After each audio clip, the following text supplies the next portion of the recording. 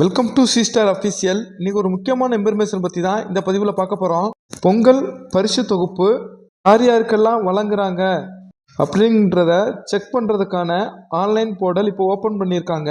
அதை பயன்படுத்தி ஆன்லைன் மூலம் பொங்கல் பரிசு தொகுப்பு இருக்கா அப்படின்றத எப்படி செக் பண்ணணும் அப்படின்றத பற்றி தான் இந்த பதிவில் பார்க்க போகிறோம். பதிவுக்குள்ளே போகிறதுக்கு முன்னாடி நம்முடைய சேனலை சப்ஸ்கிரைப் பண்ணுங்கள், பதிவை எல்லாருக்கும் ஷேர் பண்ணுங்கள், பட்டனை கிளிக் பண்ணுங்கள்.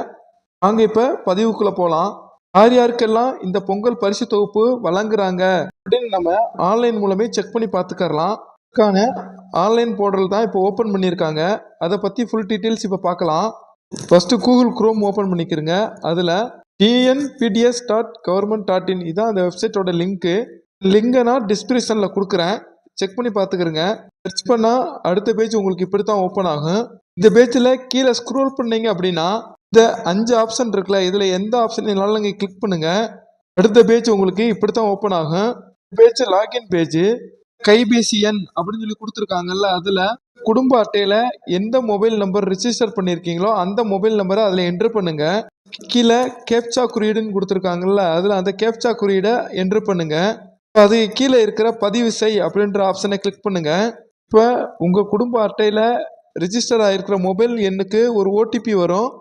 இலக்க கடவுச்சொல்லை உள்ளிடுகன்னு இருக்குல்ல, அதில் அந்த ஓடிபி நம்பரை என்ட்ரு பண்ணுங்க. இப்போ கீழே இருக்கிற பதிவு செய் அப்படின்றத கிளிக் பண்ணுங்க. இப்போ அடுத்த பேஜில் உங்களுடைய டீட்டெயில்ஸ் ஃபுல்லாகவே ஷோ ஆகும். குடும்ப உறுப்பினர்களுடைய பேர், அவங்களுடைய வயது, அவங்களுடைய டேட் ஆஃப் பர்த்து, குடும்ப தலைவர் பேர், இப்படி எல்லாமே அதில் ஷோவாக இருக்கும்.